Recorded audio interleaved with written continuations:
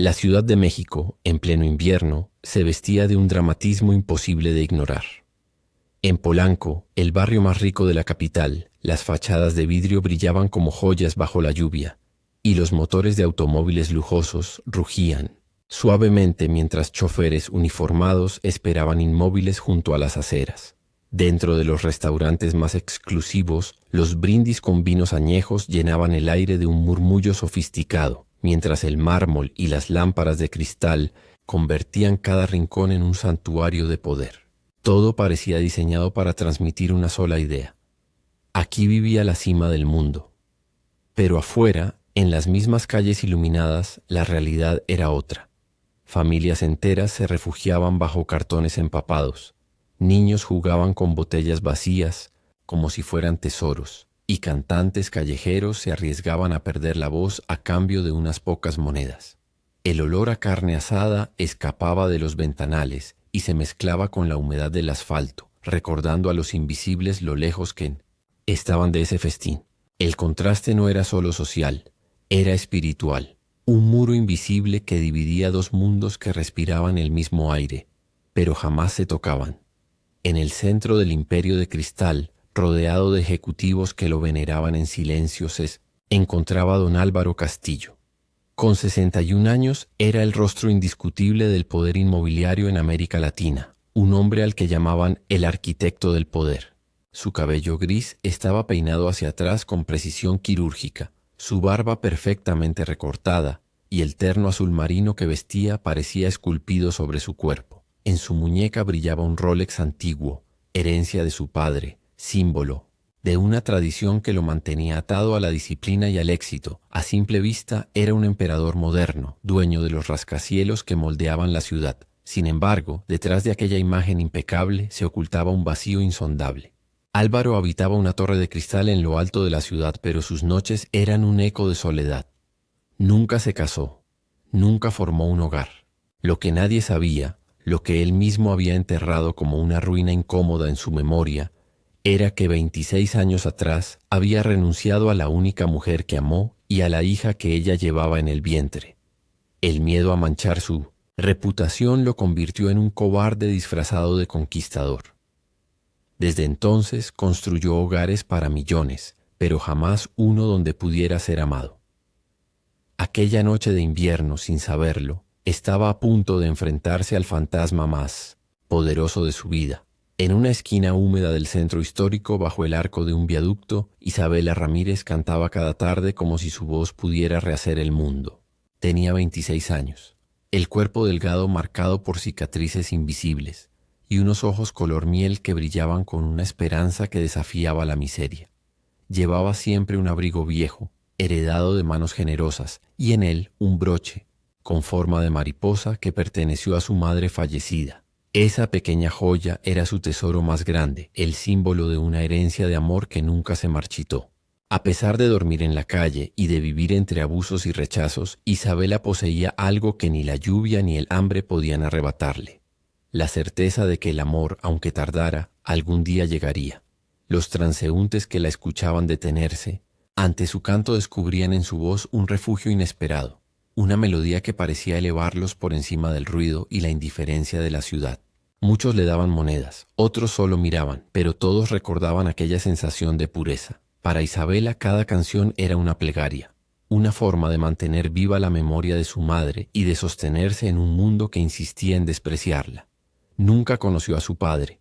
Apenas guardaba la esperanza de que un día, como en los cuentos de hadas, apareciera alguien que la reconociera y dijera: «No estás sola, eres mía». Lo que ella ignoraba era que esa noche lluviosa, el destino ya estaba trazando un puente entre su voz y el corazón más endurecido de la ciudad. Aquella noche don Álvaro salió del restaurante para atender una llamada. La lluvia caía fina y los charcos reflejaban las luces de Polanco como espejos quebrados. Mientras hablaba con voz severa, un sonido inesperado atravesó el ruido de los motores y el murmullo de la calle. Una canción. Era una melodía frágil, pero tan conocida que lo dejó inmóvil. Su pecho se encogió al reconocerla. Era la misma canción de cuna que él había compuesto en su juventud, en noches secretas al piano, dedicada a la mujer que amaba y a la hija que nunca conoció. El pasado lo alcanzaba como un fantasma. Cruzó la calle con pasos inseguros y la vio. Una joven bajo la lluvia, con el cabello pegado al rostro, la voz temblorosa pero firme. Cantaba como si desafiara al frío y a la indiferencia del mundo. Álvaro preguntó su nombre con un hilo de voz, casi sin darse cuenta. Ella respondió con sencillez: Isabela Ramírez. El eco de aquel apellido golpeó su memoria como un trueno. Ramírez, el mismo de Ana, la mujer que había dejado atrás. Sintió que sus piernas cedían, que el aire le faltaba. Subió a su coche, cerró la puerta y por primera vez en 30 años lloró en silencio, con la frente apoyada en el cristal y la canción persiguiéndolo como un castigo divino. Los días siguientes se convirtieron en una obsesión silenciosa. Álvaro, incapaz de borrar aquella voz de su mente, mandó discretamente a sus hombres de confianza investigar todo sobre la joven. Los informes llegaron con una crudeza insoportable. Isabela había perdido a su madre a los 11 años. Había pasado por orfanatos y abrigos donde sufrió abusos y más tarde sobrevivió en las calles cantando para no morir de hambre. Cada página del dossier era como un espejo de su cobardía, una prueba viva de lo que había destruido con su abandono. La culpa lo consumía con la fuerza de una fiebre. Sin revelar quién era, comenzó a acercarse poco a poco. Llevaba comida caliente, un abrigo seco. Consiguió que un médico la revisara sin cobrar nada. Isabela, acostumbrada a la indiferencia y al desprecio, se mostró desconfiada al principio. No entendía qué buscaba aquel hombre elegante que se detenía en la acera para escucharla cantar. Sin embargo, había en él una mirada distinta, una ternura que ella no estaba acostumbrada a recibir. Con el paso de los días, comenzó a aceptar su presencia, sin saber que estaba abriendo la puerta al reencuentro más inesperado de su vida. Una tarde, cuando la ciudad parecía suspenderse en un silencio extraño, Isabela habló con una franqueza que desarmó a Álvaro. Confesó que jamás supo quién era su padre, que su madre murió sin revelar su nombre y que, a pesar de todo, aún soñaba que un día él aparecería. No para salvarme ni darme riquezas, dijo, sino para abrazarme y decirme que siempre me buscó. Álvaro sintió que cada palabra era un golpe directo a la herida que nunca había sanado. Quiso hablar, confesarlo todo de una vez, pero el miedo lo paralizó. Al día siguiente, cuando finalmente decidió enfrentar la verdad y contarle quién era, Isabela no estaba. Su rincón bajo el viaducto estaba vacío, las mantas húmedas abandonadas, el broche de mariposa ausente. La desesperación lo devoró. En pocas horas, la prensa comenzó a publicar titulares venenosos. Magnate con mendiga, escándalo o locura. Los ejecutivos de su empresa lo llamaron para advertirle que su imagen se desmoronaba. Pero Álvaro ya no pensaba en su imperio, ni en su reputación. Solo importaba encontrarla, como si cada minuto que pasaba fuera otra traición a la sangre que corría en las venas de ambos. Isabela había sido atacada brutalmente por un grupo que controlaba la zona donde solía cantar. Querían expulsarla, robarle lo poco que tenía, callar esa voz que se alzaba demasiado pura en medio de la miseria. Con el cuerpo golpeado y la ropa ensangrentada, logró arrastrarse hasta una plaza vacía. Se recostó contra un banco frío, con la lluvia empapando su piel y las manos aferradas al broche de mariposa como si en ese objeto se concentrara toda su fuerza. La ciudad seguía corriendo a su alrededor, indiferente, mientras ella se desvanecía en el silencio. Álvaro la encontró allí, tendida como un espectro bajo la tormenta. Sin pensar en nada más, se arrodilló en el barro y la cargó en sus brazos. Su traje caro se arruinó bajo el agua, pero ya nada tenía importancia.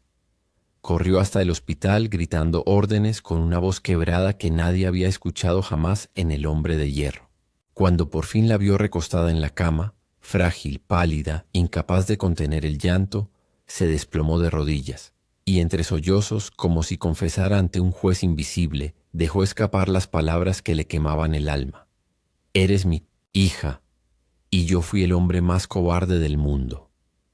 Isabela abrió lentamente los ojos, aturdida por el dolor y el cansancio. Escuchó aquellas palabras y vio a aquel hombre poderoso, de rodillas, temblando como un niño frente a ella. Al principio sintió una mezcla de rabia y confusión. Toda una vida esperando a un padre, y ahora la verdad se revelaba en el momento más inesperado. Quiso apartarse, gritar, pero sus fuerzas eran pocas. En medio de las lágrimas que corrían por el rostro de Álvaro, vio algo que nunca había conocido en otros hombres: arrepentimiento verdadero. Entonces, con una voz apenas audible, murmuró: «Tardaste, pero llegaste». Se hizo un silencio eterno en aquella habitación. Los dos permanecieron inmóviles hasta que Isabela extendió su mano temblorosa y tocó el rostro de Álvaro. Sus dedos acariciaron la piel áspera marcada por los años, y en ese gesto sencillo todo el peso de la ausencia comenzó a deshacerse. Él tomó su mano con desesperación y un abrazo lento, doloroso y redentor los envolvió. Padre e hija se reconocieron por fin, no con palabras grandilocuentes, sino con la certeza de que, a pesar de todo el tiempo perdido, el amor había encontrado el camino de regreso. Meses después, la vida de Álvaro había cambiado de raíz. Vendió la mayor parte de sus acciones y transformó el edificio más emblemático de su empresa en una casa de acogida para jóvenes en situación de calle. El letrero dorado en la entrada llevaba un nombre sencillo pero cargado de significado: la casa de Isabela. Allí, adolescentes que antes dormían bajo puentes ahora encontraban camas limpias, comida caliente y talleres de arte y oficios. Álvaro caminaba por los pasillos como un hombre distinto, con una sonrisa que jamás había mostrado en sus años de gloria empresarial. Su verdadero legado ya no eran los rascacielos, sino esas vidas reconstruidas. Isabela, recuperada y más fuerte que nunca, comenzó a estudiar música y psicología. Su voz, antes perdida entre calles húmedas y frías, ahora resonaba en auditorios internacionales como un símbolo de esperanza. Cantaba para representar a los invisibles, para recordar que cada nota podía ser un puente entre el dolor y la dignidad. Álvaro la acompañaba en silencio, orgulloso, sabiendo que cada aplauso dedicado a ella era también una absolución para su corazón arrepentido. Padre e hija ya no eran dos extraños unidos por la culpa. Se habían convertido en aliados de una causa más grande que ambos: la certeza de que el amor verdadero, aunque llegue tarde, siempre encuentra su lugar. 5 años después, un nuevo amanecer iluminaba la ceremonia de apertura de otro albergue en la periferia de la ciudad. Isabela, ahora con una presencia serena y firme, encabezaba el acto con un discurso que hablaba de dignidad, justicia y segundas oportunidades. Sus palabras eran escuchadas por decenas de jóvenes que habían encontrado refugio en aquella red de hogares. Entre ellos, una niña pequeña se acercó tímidamente, llevando en el vestido un broche de mariposa idéntico al que Isabela había heredado de su madre. Tomó la mano de Álvaro con naturalidad, como si lo reconociera sin necesidad de explicaciones. Álvaro, con el cabello ya más blanco y la mirada apacible, sonrió al sentir aquella mano diminuta entrelazada con la suya. Era la prueba viva de que el ciclo de abandono había sido roto para siempre. La herida de su pasado se había transformado en un puente hacia el futuro. No eran los rascacielos ni las portadas de revistas lo que definirían su nombre, sino las vidas que ahora caminaban libres gracias a un amor que había tardado pero no se había perdido. En aquel instante, rodeado de voces jóvenes y de la música de su hija, comprendió que el verdadero éxito era reconstruir con el corazón lo que un día destruyó con el miedo. El eco de la voz de Isabela llenaba el auditorio mientras interpretaba aquella misma canción de cuna que décadas atrás Álvaro había compuesto en secreto. Ahora no era un lamento, sino un himno de esperanza. Los jóvenes del albergue la acompañaban con palmas suaves, y entre el público algunos padres que habían recuperado a sus hijos lloraban en silencio.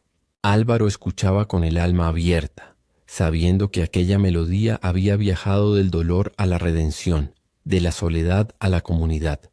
Cada nota era una prueba de que el amor puede resucitar incluso de las ruinas más profundas.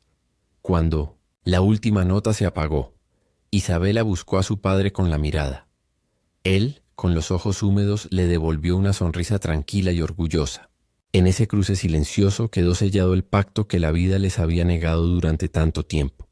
Ya no habría abandono, ni sombras, ni silencio entre ellos. Padre e hija habían encontrado su lugar, y junto a ellos, cientos de jóvenes invisibles se descubrían merecedores de amor y dignidad.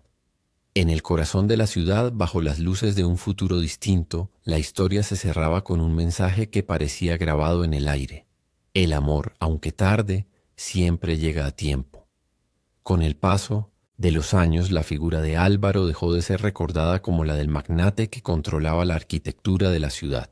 En los periódicos y en las calles, su nombre se vinculaba ahora con los albergues y centros de formación que había fundado junto a su hija. Jóvenes que alguna vez fueron invisibles se convirtieron en maestros, artistas, trabajadores y líderes comunitarios. Polanco, el mismo barrio que antes había simbolizado distancia y opulencia, comenzó a abrir espacios de integración donde los contrastes se encontraban y se reconocían. El legado de Álvaro ya no estaba escrito en vidrio y acero, sino en vidas transformadas. Isabela, madura y reconocida internacionalmente, siguió viajando para cantar en escenarios donde su voz se convertía en un puente entre culturas y corazones. Siempre llevaba consigo el broche de mariposa, no como un recuerdo de la orfandad, sino como un símbolo de metamorfosis, de niña abandonada a mujer que iluminaba caminos. En cada presentación hablaba de su historia con una sola certeza, que el amor puede tardar, pero nunca se pierde.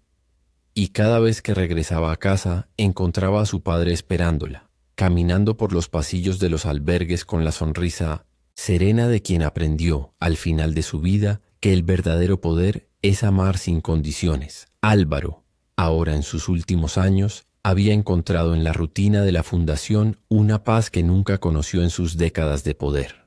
Caminaba lentamente por los pasillos, saludando a cada joven por su nombre, recordando historias y ofreciendo consejos con una calidez que sorprendía incluso a quienes lo conocieron como un hombre de hierro. Sus días ya no estaban llenos de juntas ni de contratos, sino de risas, cantos y proyectos nacidos de aquellos que alguna vez la ciudad había condenado al olvido. Su vida, antes definida por la frialdad, se había convertido en un río de ternura. Isabela lo acompañaba siempre, no como la hija que perdonó al padre ausente, sino como una mujer que lo había convertido en aliado de una misión más grande que ambos. Juntos supervisaban nuevas construcciones, no rascacielos ni torres de cristal, sino hogares donde cada niño encontraba un refugio. El hombre que en el pasado había temido perderlo todo por una verdad, ahora caminaba orgulloso mostrando al mundo que su mayor triunfo había sido abrazar esa verdad.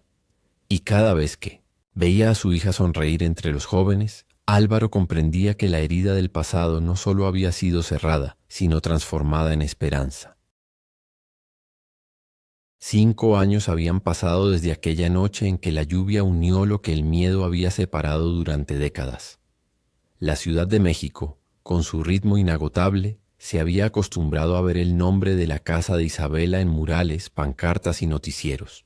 Ya no era solo un refugio, sino una red que se extendía a distintas colonias y estados, una cadena de hogares donde jóvenes que antes dormían bajo puentes encontraban abrigo, educación y, sobre todo, dignidad. Isabela, ahora con 31 años, se había convertido en un rostro reconocido más allá de las fronteras. Cantaba en congresos internacionales, en teatros abarrotados y en plazas públicas, llevando siempre en el pecho aquel broche de mariposa que había pertenecido a su madre. No lo usaba como reliquia de dolor, sino como estandarte de transformación. Cada vez que su voz llenaba un auditorio, hablaba de esperanza, de resiliencia y de la certeza de que el amor, aunque tarde, siempre llega. Álvaro, con el cabello ya completamente blanco, se mantenía a su lado como una sombra protectora. No buscaba reflectores ni entrevistas. Prefería caminar por los pasillos de los albergues, agacharse para hablar con los niños, escuchar historias y sonreír con una paciencia que nadie le hubiera atribuido en sus años de poder. Aquellos que lo conocieron en su etapa de magnate no podían reconocer en él al hombre que ahora jugaba ajedrez con adolescentes rescatados de la calle o que servía comida en los comedores comunitarios. En una de esas inauguraciones, en la periferia de la ciudad, un auditorio lleno celebraba la apertura de un nuevo centro de acogida. Isabela dirigía la ceremonia con palabras firmes. Hablaba de la importancia de creer en los invisibles, de que cada niño debía sentirse parte de una familia. Entre los asistentes, una niña pequeña avanzó con paso tímido. En su vestido brillaba un broche de mariposa idéntico al de Isabela. Sin decir nada, tomó la mano de Álvaro. El viejo empresario, con los ojos humedecidos, apretó aquella mano diminuta como si sostuviera la prueba de que el ciclo del abandono estaba roto, para siempre. Las cámaras captaron ese instante y lo difundieron al mundo, pero lo que Álvaro sintió no podía ser reducido a una imagen. Era la certeza de que el amor que él había negado por cobardía ahora florecía multiplicado en cientos de vidas. Comprendió que su verdadera obra arquitectónica no estaba en los rascacielos que diseñó, sino en los puentes invisibles que había levantado entre corazones heridos. Esa noche, al volver a casa, Isabela se sentó al piano que habían instalado en el salón principal del albergue. Tocó suavemente la canción de cuna que había unido sus destinos.